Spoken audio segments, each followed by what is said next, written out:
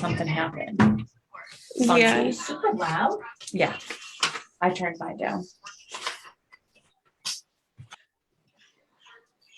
I had to do it on my phone because I had this down here and it wasn't charged. Oh, yeah, I didn't know where that was. I thought you kept taking it home. I did, and then I was using it this morning when I logged in. So. All right, I'm gonna go share. I'm gonna change the video. Oh yeah, put it down on this. I gotta see where we are. George, can you hear me?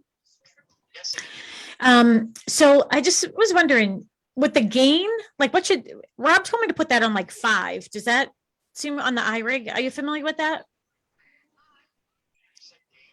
Yeah, gain, GAIN. On the iRig. Do you know anything about that? No?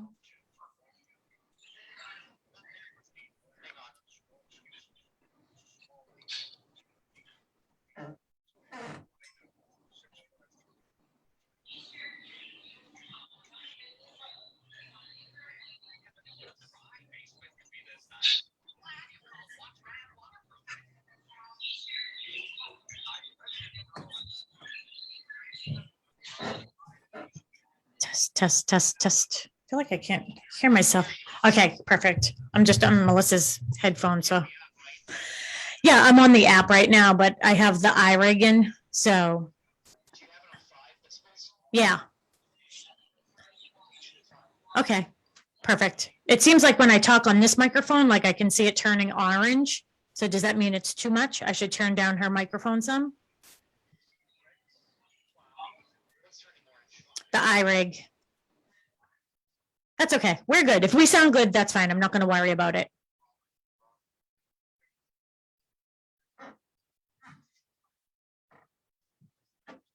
All right. Thanks so much. Appreciate it.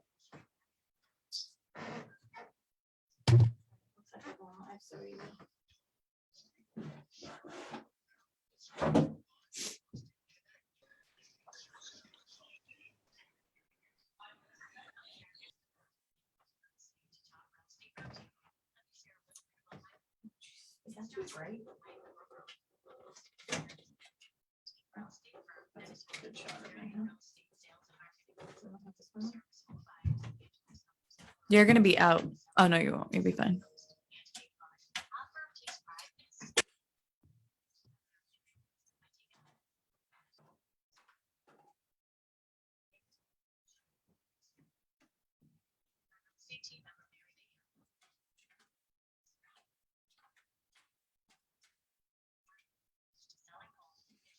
Mm-mm.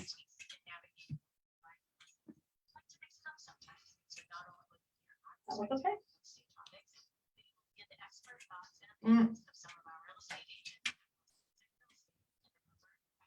Maybe I should Right. shut them off.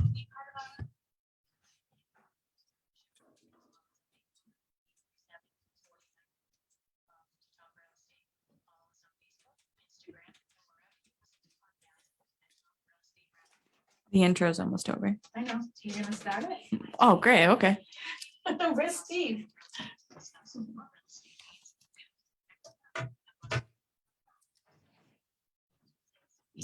How come we don't-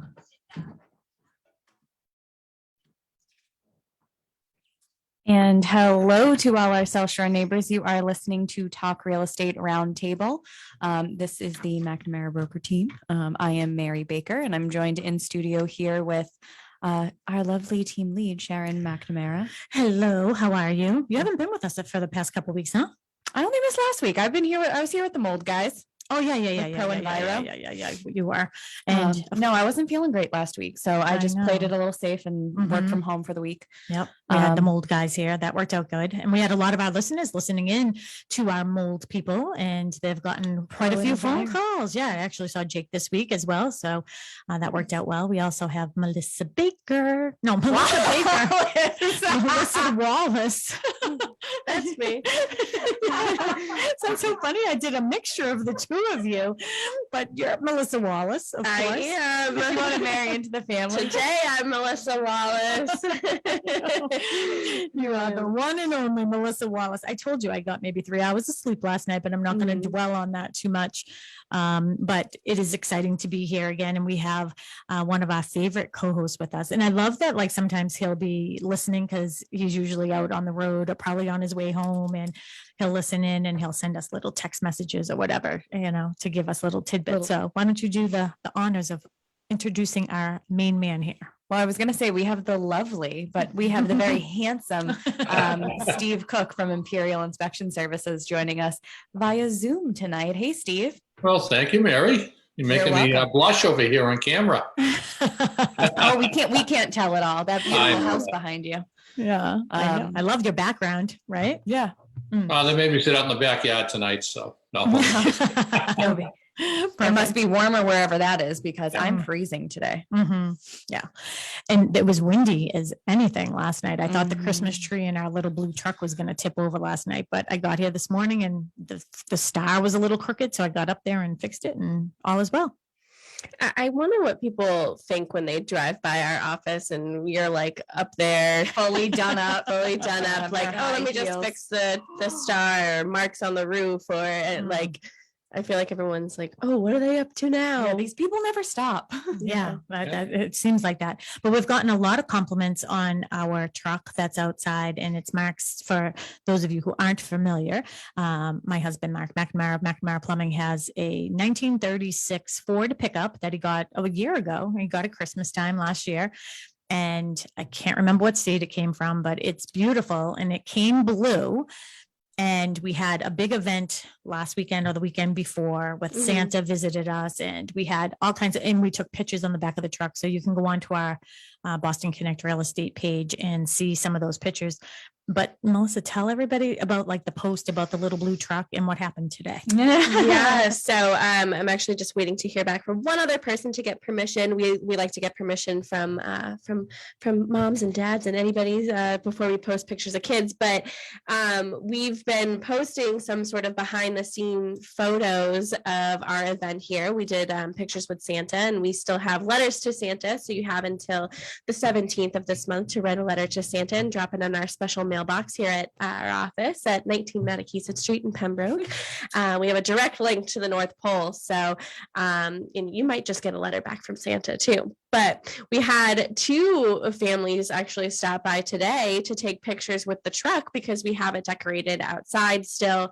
Hopefully we're going to have that through Christmas, but that's up to Mr. McNamara. But yeah, we've had some people see our posts on social media and they're listening to the show and just sort of hearing and seeing that, we have this really great truck out front, and we've been decorating the office so people can come by and take pictures on the truck and come in and write a letter to Santa or mail their letter to Santa. So yeah, we were like exciting. We were excited. I had like so many candy canes to give these kids today, and like I walked in, and I think Sharon or Kristen Hellot, who is a full-time real estate agent here at Boston Connect Real Estate, say like, oh, I feel like you think that it's Halloween, like you're just like giving away all this candy.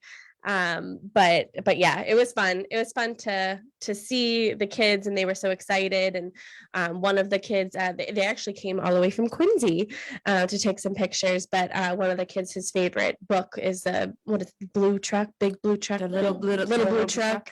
So he's gonna come back and take pictures with his book on the blue truck. So that's what's fun to me. That was the highlight of my day.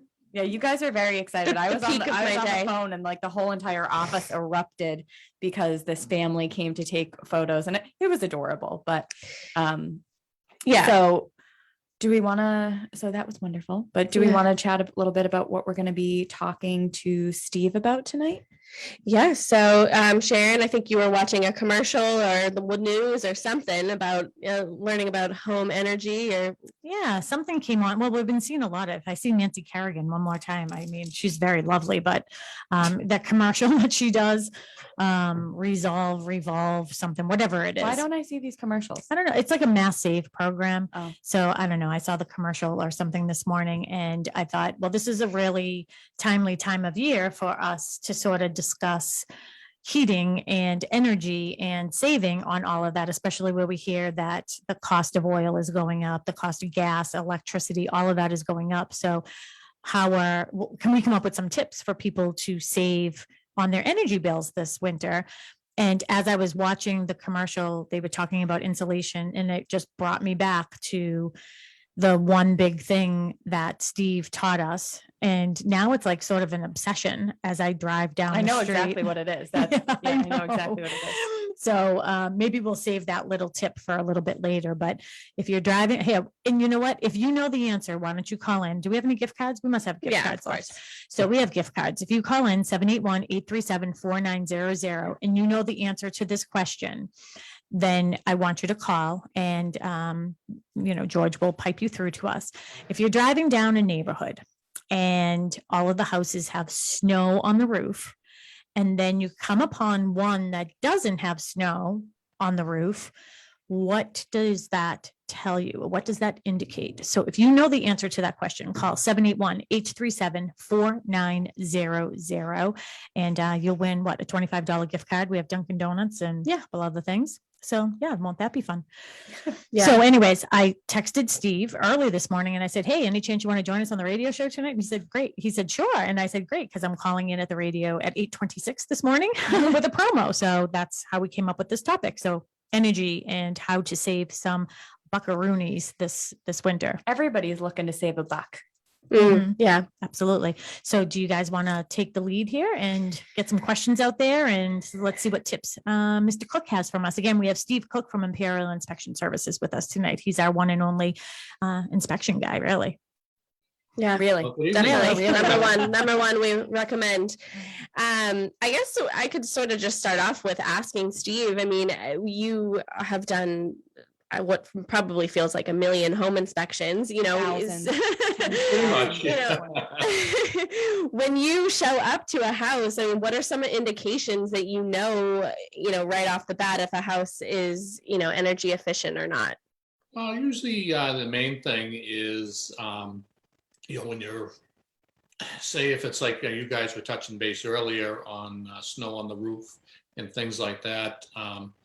A lot of times if you don't find, you go down the street and everybody has like 3-4 inches on their roof and all of a sudden you go by a house and it's kind of scattered or, mismatched on the amount of snow, usually find those type of houses are poorly insulated. And especially capes, you'll look at a cape style home and you'll see like the top 2/3 of the roof probably has 6 inches and the bottom, third has no snow at all. And that usually means the eaves are not insulated as well as they should be, and you have a tremendous amount of heat loss coming, through that area. Because if you remember heat, usually about 90% of it goes up, and you have about 10% loss, through the walls of a home. Interesting. So I was just thinking, so Mass Save is a program like the energy efficiency.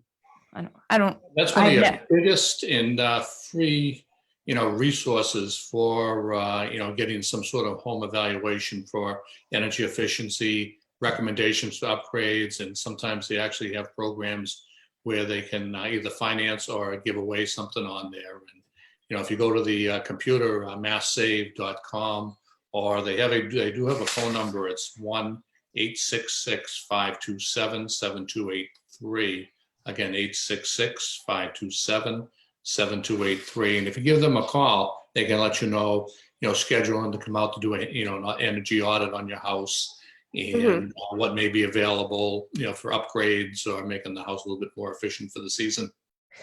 Sharon, when she was looking up some sort of websites for efficiency and sort of getting rebates and stuff, she came across Energy Sense. Are you familiar with that? I am not, web- no. It's, I think it's, you can get to it from mass.gov. I think that's how I got to it, but it's called Energy Cents, like as in like 1 cent. I owe you 1 cent. Commonwealth Energy Tool for savings, and it gives a whole entire list of, any appliances you might have or anything in your house that you might be able to get a rebate on for That's interesting. energy purposes. So that'd be good. Yeah, because you look Oh, at a typical refrigerator, if it's more than 10 years old, the newer ones that you buy today, Yeah. save a tremendous amount of energy. Yeah. Yeah. Steve, we actually have a caller. Jake is on the line. Oh, I can hear a dial tone. George, is Jake still on the phone? I might have lost him. We might have lost him, but okay. So there are a lot of resources out there. When I was researching earlier, there are a lot of resources out there. Oh, hi, Jake. Jake is back. Jake is back. Jake, can you hear us? You're on air.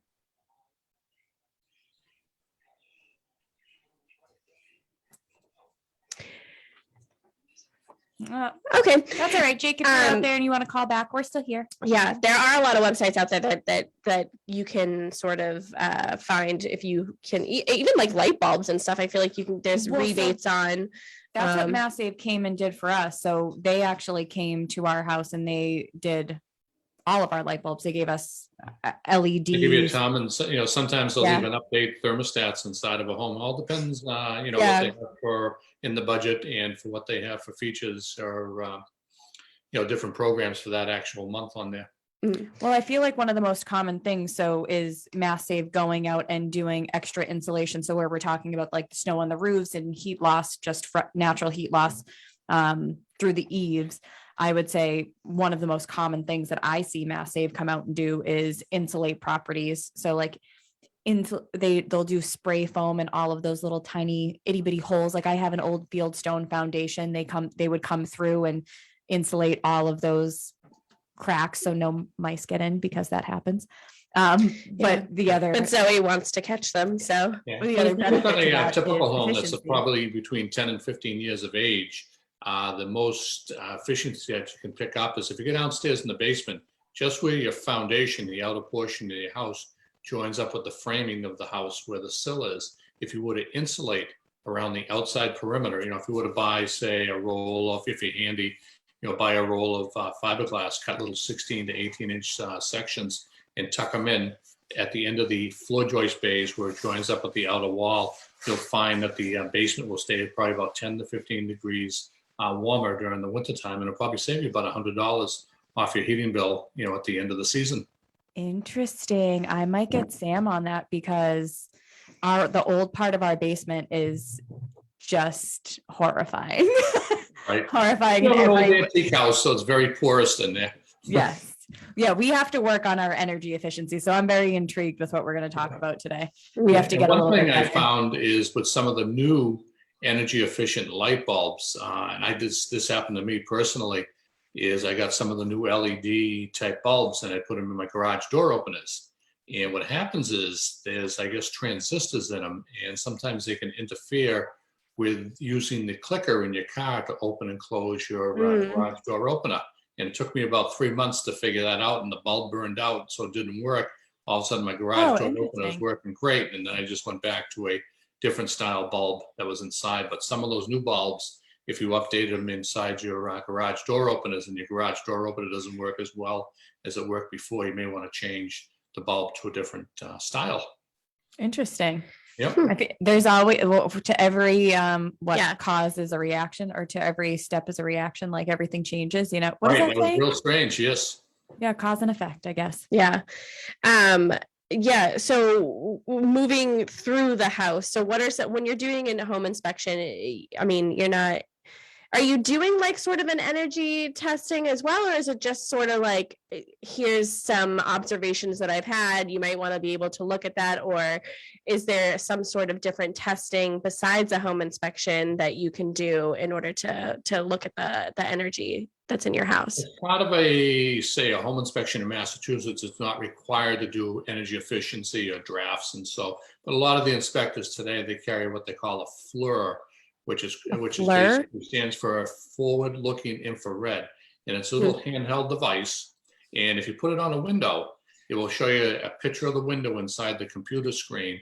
And then through different colors and where the little cursor is, it will tell you, if there's any air infiltration. So during the winter time, if we put it on a window and it turns purple, that means you're getting a lot of cold infiltration through that window, or say where the baseboard joins with a floor or a door. And that's an area either, you should do an upgrade or some additional insulation or weather stripping in that area. That's where it tells you where you're getting the significant amount of drafts. And the same in the summertime, if we have the AC running and, you're getting the sun or you're getting a, good breeze on there with the floor, all of a sudden you start to see the areas to be yellow to a reddish to a pink.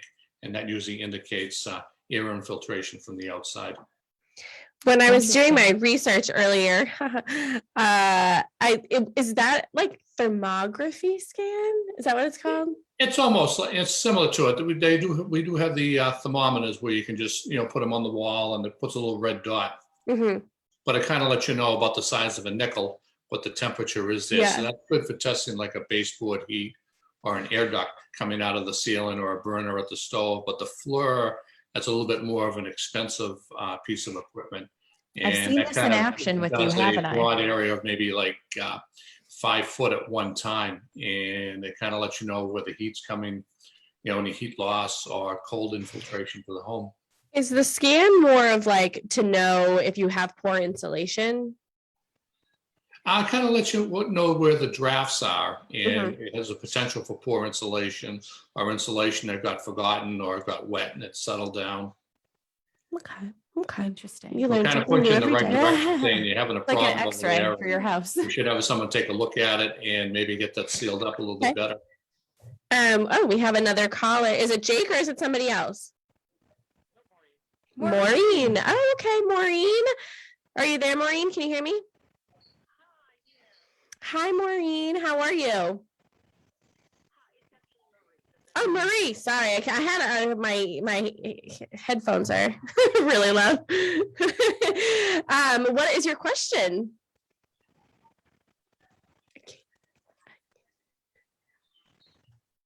Yeah, it's not coming through here. Oh, you know the answer.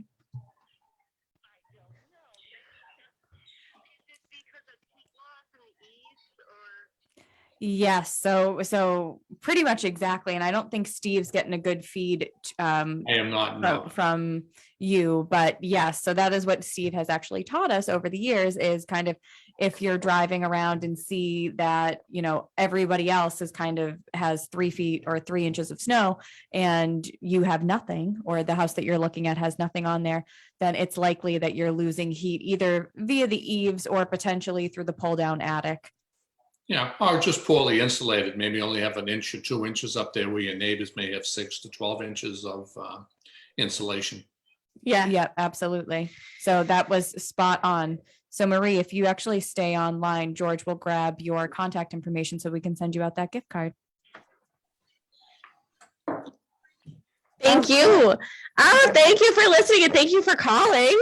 I also got a text. Oh, thanks, you did? Marie. Appreciate it. Yeah, I was over there. I got a text too, and there was a person. It was John Malloy. I think it was John Malloy that sent me the answer as well. So I said, "Oh, can you call in?" So he may be calling in as well. Okay. So gift cards all around. We're giving gift cards to anybody and everybody. Anybody wants to contact us, we'll give you a gift card. Excellent. I got your message, Sharon, and that should be fine now. Perfect. Yeah. Are there any other tests that you can do inside the house to see if, your house is energy efficient, or do a heat assessment in your house, maybe personally, or if you can hire somebody that's a professional? Your best bet is to have Mass Save come through, and what they'll do is they'll set up a fan unit at your front door and seal it up, and then they'll run that fan, and that actually tests for any air infiltration or any leakage into the home. And that's a first step on getting the house a little bit more efficient.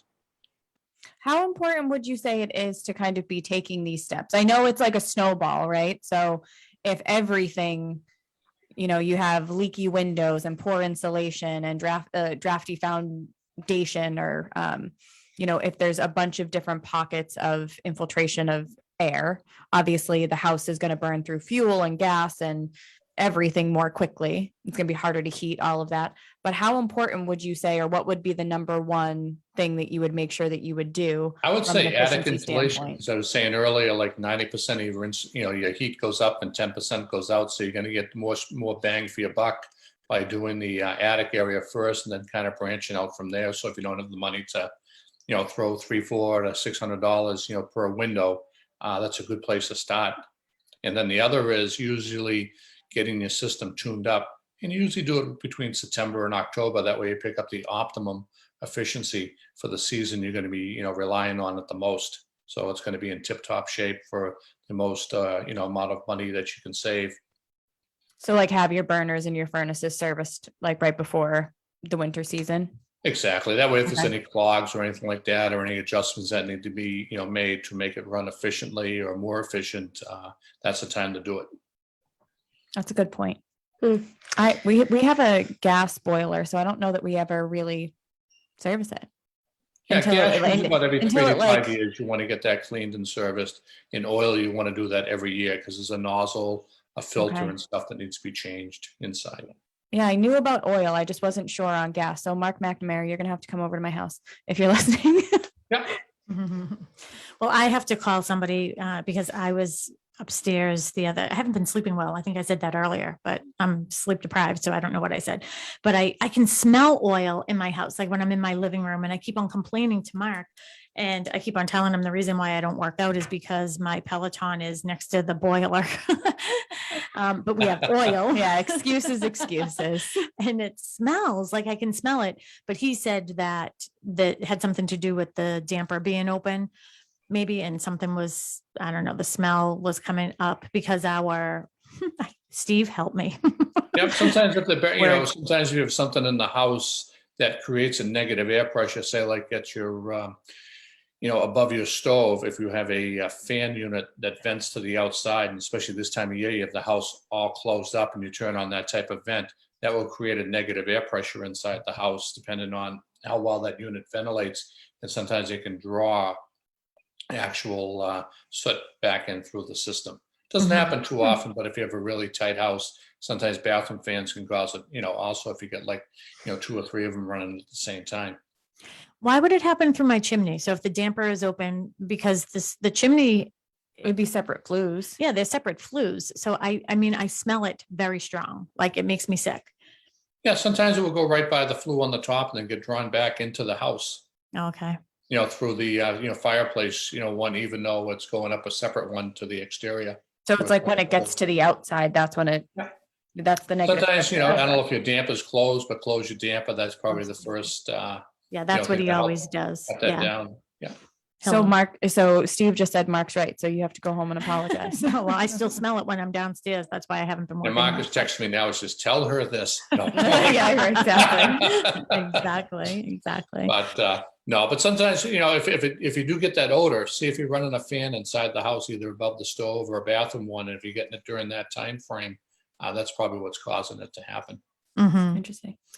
Because I remember too, I mean, I think it happened to us once, or maybe it was at one of my listings or something, that somebody's furnace or boiler actually backed up and the oil was like all over the place. Like you could see it like out of the registers and stuff. Like it was just. Oh, yeah. That's usually bad heat exchanges or something clogged in the chimney, and you get all that backdrafting and you get a lot of black soot inside the home. And that's terrible to have that happen. Yeah, that is not good. All right. I sort of just jumped in, so I'm going to let you guys sort of continue on with your lead here. You're doing a great job. Yeah, I mean, I have a list, but I mean, I feel like we've sort of gone over a lot of like the windows, doors, walls. That's sort of the things that I was concerned about. The attic. We talked about light bulbs a little bit. One thing that I don't think people realize is such an energy suck, and I'm finding this out, is older appliances. So I have a refrigerator in our garage that's from like 1989. It's as old as me. Like it's old. And it sucks a lot of power. It sucks a lot of And it energy. probably costs $30 to $40 a month just to run that puppy. Seriously. Mhm. Yeah. So, Well, the but new I ones, can't it'll be justify it half to that. Sam to buy a new refrigerator. He's like, Right. no. Well, if he's listening tonight, he will.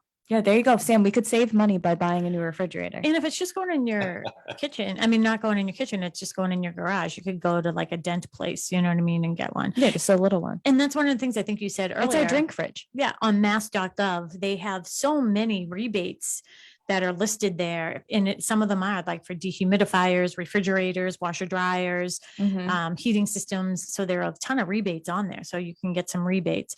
But we got our electric bill yesterday and I immediately went online and paid it because I was like, don't tell National Grid, but I think they made a mistake. It was like $255 or something for my electric bill at the house. And I was like, Mark, our electric bill is only $255. Oh my gosh, like losing electricity for 4 days. I guess that's what That really helped you out. really helped. But normally in the summer, my electric bill, take a guess, Steve, what my electric bill is in the Only summer. about $400 if you're running the AC and you have the pool going and all that other fun stuff. Yep. Well, that was a very good guess.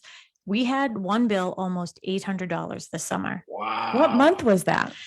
Must have been July or August, maybe August, because July was awful yucky. But yeah, so we have the AC, we never shut it off. So once I put it on, I really never shut it off. We have the pool going. We have the refrigerator in the pool going. We have a freezer downstairs. And then my mother loves to do laundry. So like my washer and dryer are going around the clock constantly. So yeah, that seems astronomical though, doesn't it? That sounds like a lot because, my house is similar to your size and during the summertime, it gets close to $300 because we run the AC from, the end of June all the way to the end of August. Shutting it off, but we don't have a pool or anything like that. Yeah, I think it's the pool maybe. Well, you know what Sam would say for energy efficiency? Solar panels. Yeah. He's a big proponent of solar panels. Apparently I'm getting them. What are your thoughts on solar panels, Steve? What was that? What are your thoughts on solar?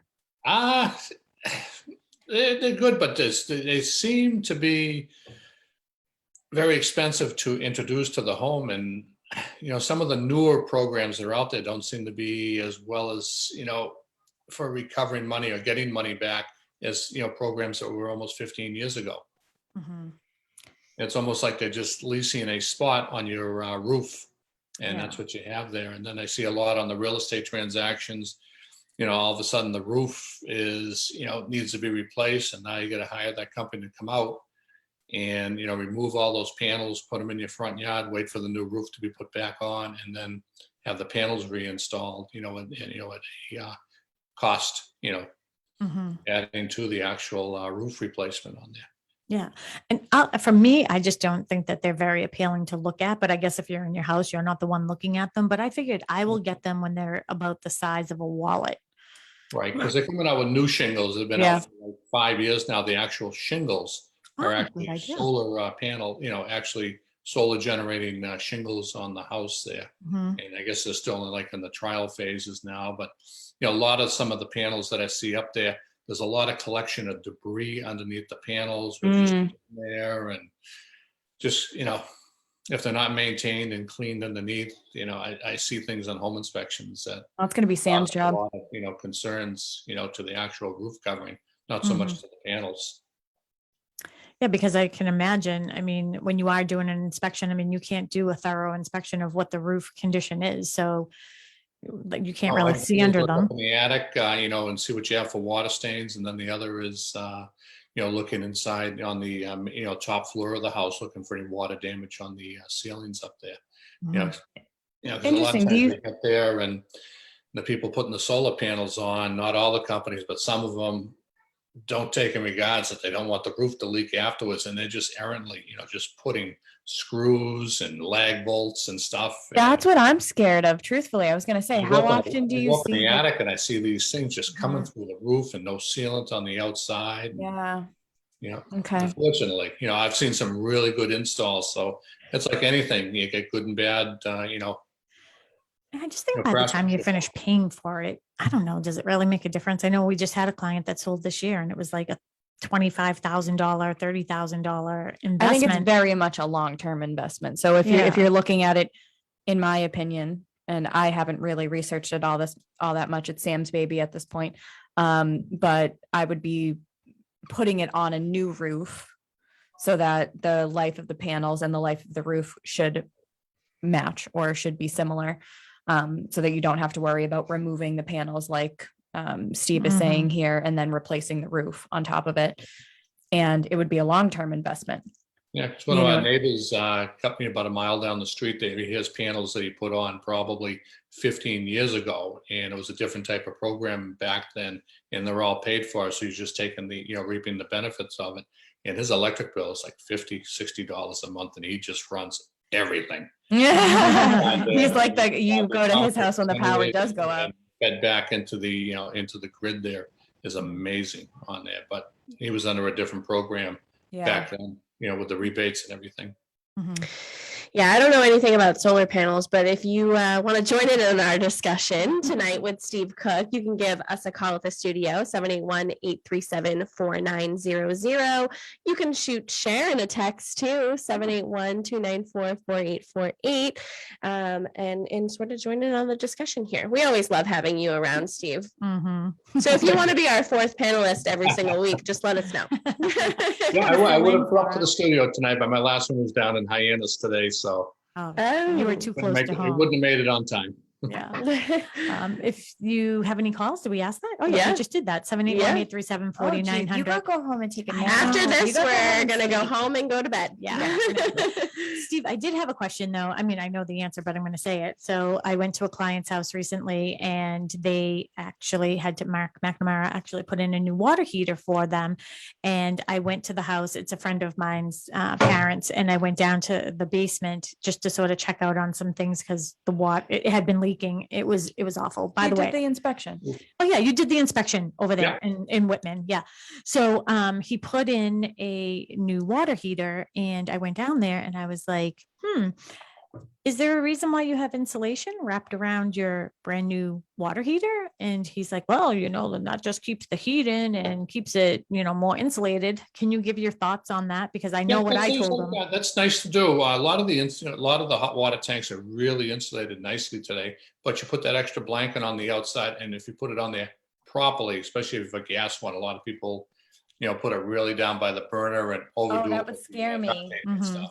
But if it's properly installed, you'll save probably another $15 to $30 a year off your generation of hot water. Well, because then I remembered I told him actually to take it off because now you're going to have to correct me. I'm going to have to go over there and put it back on because I thought that you had told me. And actually, Mark did verify this too. He said they're so well insulated now that there's really no need for anyone to do that. It's not necessary. It's not necessary. He said, but the other thing is, and I could have sworn that you had said this too, and maybe it's just with the older ones that we see in the city, that when you put that insulation around it, that when moisture now gets in there, you've sort of trapped the moisture between like the insulation and the tank. So now you could rust it from the outside. Oh, 100%. That's what was And- happening when people are getting in there and they take duct tape and they just seal it up really tight. But it's, if you were to see a tank that's been insulated and take your hand and kind of put it between the insulation and the tank, you'll feel how warm it is inside there. So it does do, quite a bit. Okay. If you do it And then the other properly. is insulating the pipes, coming out of the copper or the PEX pipes coming out of there. That saves a considerable amount of, energy also by insulating the pipes. Yep, absolutely. I know that Mark, a lot of time, it surprises me still that he gets like freeze ups still. I don't know. Do people not listen to our show? So like pipes bursting. Well, so this is that what you mean? Pipes bursting? Yeah, well, they freeze and split, but it's surprising to me that in certain areas, like if somebody has a frog family room over garage, or they have a master bedroom over the garage, and then it seems to, get the master bathroom, or if they have a bathroom over there, that the pipes are freezing there because it's underneath the garage. But it's surprising to me that would happen in this day and age that you wouldn't know. Happens all the time. And that's one of the little spiels on the home inspections. If you have like a 2-car under garage and you have a bathroom or a room above it, when you open the garage doors, if you're doing the driveway or something like that, don't leave them open for 8 hours, because what happens is that ceiling will cool down. The floors are always going to be cold. And if you have a bathroom above there, you still have your traps and your plumbing up there.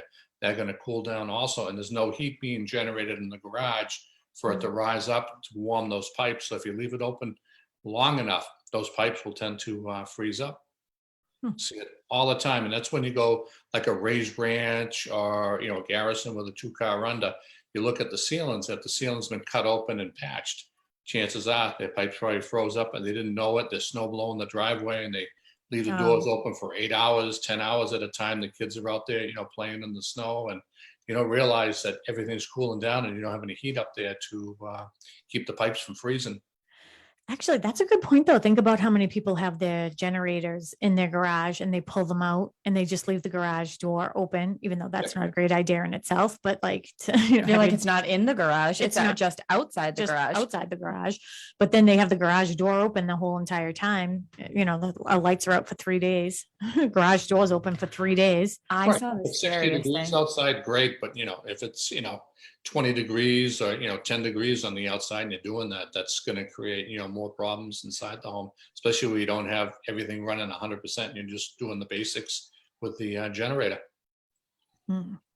What are some of the final, like we have 7 minutes, it looks like here. So what are some of the best tips that you can give our listeners tonight on, the best ways to prevent heat loss in the house? I know we talked a little bit about it in the beginning, but sort of Yeah, summing the it up a little. The best resource is going to be Mass Save. Is having, unless you're versed into looking at different things, but Mass Save will give you a stepping stone either, to make recommendations, and if you're handy, you can do it yourself, or getting someone in there, and then you can kind of do weigh the pro and con on it, whether or not that investment will pay off in 2 years or 5 years of insulating the home. But a lot of times I see, and you've been on the inspections with me, where the homeowner will over insulate the house, and they'll get up there and they'll put an extra 10 inches on top of 6 inches of insulation. They'll push it all the way out to the gutter area, so it's nice and tight up there. Now they're cutting off the ventilation from the soffits, and things aren't breathing up there properly. And then all of a sudden, you start getting portobello mushrooms growing up there. You get mold, mildew, all sorts of funky things happening up in the attic there. So, and one of the good telltale signs, if you go to a house and you look where the gutters are, and if you look at the overhang below the gutters, a lot of times you get in there, they're black or they're discolored on that. That usually means they either have poor ventilation or someone pushed the insulation up over that soffit area. And you should Oh, never that's have a good one. I didn't know that. going beyond the actual wall of the house. You want that soffit area to be open, and either some sort of soffit venting or a drip edge vent or something to allow that to breathe and dry out. And that's the best way to keep it. And I actually saw that. The styrofoam panels that they put in there to help prevent that too. What are those called? I forget what Baffles? those baffles. Yeah, right. Apples? Little baffles. baffles. Yeah. Those- I saw that one time in a Cape. So we're not up in the attic, so to speak, but in the Cape, and they have sort of the eaves in the Yeah. front. And I remember it was actually on Plymouth Street, and underneath it was just loaded with mold. And that's exactly what the homeowner had done. He saw the light coming through from the soffit vents. So he thought it would be a good idea to No light. put insulation on all of it. And then we ended up with a mold issue. Yeah. One of the other things, Steve, that I remember when I used to be the one out there with you doing these home inspections. Remember that one? I used to show Do you buyers? miss him? I remember that. That was that last year, right? That was last year. I've done a couple, whatever. But I remember before you saying this, it's great that they did all this insulation, but they put the insulation in backwards or upside down. Can you explain the best way? Two parts of this question. Best way, what is the correct way to put the insulation in, the paper out? And there are all types of different insulation. When I was watching that commercial this morning, it seems like the blow-in insulation seems to be the thing. Why would someone choose that over the rolled pink stuff? Right. Yeah, I'm more of a proponent of the traditional type of insulation, whether it be blown cellulose or that rolled out stuff or the loose. But the vapor area, which is always like that paper side, always goes toward the heated area. If you just remember that one thing, the paper always goes toward the heated area. It'll never mix it up. So if you're down in the basement, the heated area is going to be the floors above you. So that vapor area is going to go up. And if you're up in the attic, and you're insulating the, rafter area, on the ceiling joist there, you want the paper to go down toward the ceilings in the room that's below you. Okay. So And they have big red letters on it too. Apply me this way. Just in case you missed it. So too many But it is people- easier to install with the paper the wrong way, but you want to have it the well, right I've way. A seen lot of it times all. it doesn't cause a problem, but if you have something, we have a crawl space and you put 6 inches in, you have, 6-inch joist, and the vapor barrier is the wrong way, that's going to promote moisture and all sorts of bad things happening down there. All right, so up in the attic, you should have it on the floor of the attic, which would be the roof, the ceiling of the second floor, right? If you think So that about would be the wall, paper heat, down. Paper down. So you Okay. want to trap the heat in the attended area, which would be the rooms below the Yeah. ceilings. So Okay, now what about, do you do attic. the roofs? I don't even know that you don't even do the roofs, right? You don't, no, because you don't want to trap it in the attic area. You want to trap Yeah. it in the, room the that's house. designed to hold the heat.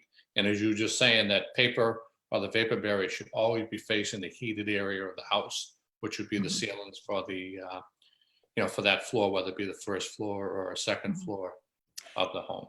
It's interesting, in the front of my house, there's sort of like this, it's almost like a dog door type thing, that's, I know that there's no I don't think there's any insulation on the whole front wall of my house, because when it's really windy and it's really cold out, you can literally feel cold coming out of the light fixture, like the light electrical thing on the wall.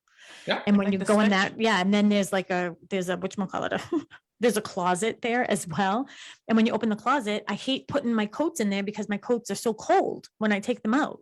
So I know there's no insulation in there, but how do you find out? And how do you get it in there now that it's blocked up? Yeah, You you could- you have someone just do one of those tests, like a FLIR or something that will let you know what's going on, but You got the sometimes- floor, you gotta come over.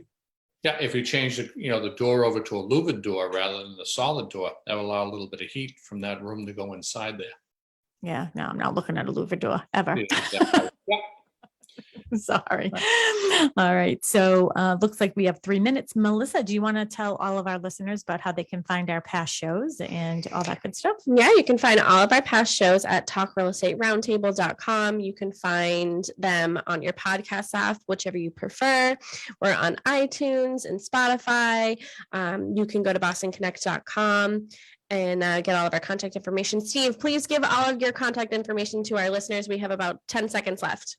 Sure, to reach us, our number is 1-800-440-1141. Again, 1-800-440-1141. Perfect. And if you Thank need to you. get in touch with Steve and you didn't get that number, our number is a little easier, 781-826-8000. We'll be sure to get you over to Steve. Steve, thank you so much for last minute, always Oh. being there for us. We appreciate Anytime. you and all you do for us and our clients here at Boston Connect Real Estate. Have a great day and happy Hey, beautiful. Have a holidays. good night. Bye. Bye, Bye-bye. Steve. Thank you. Bye-bye. Stuttering on my words. Yeah, you I'm like, kind of, Think you're sleepy.